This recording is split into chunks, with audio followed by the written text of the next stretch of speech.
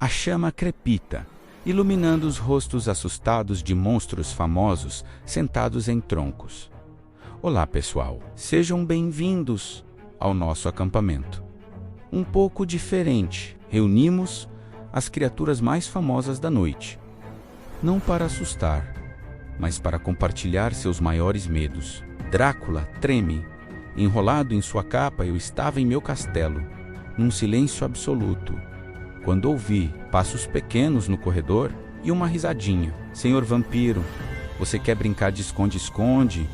Eu juro, meu coração morto quase parou. Frankenstein, geme pior, foi comigo. Estava na vila, tentando me esconder, e um grupo deles me cercou, não com tochas, mas com lápis de cor.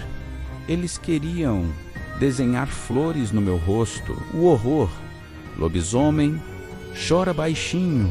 Eles são implacáveis. Na última lua cheia, uma menininha me viu e gritou: "Olha, mamãe, um cachorrinho grande. Posso fazer carinho na barriga dele?" Tive que fugir para a floresta antes que ela tentasse.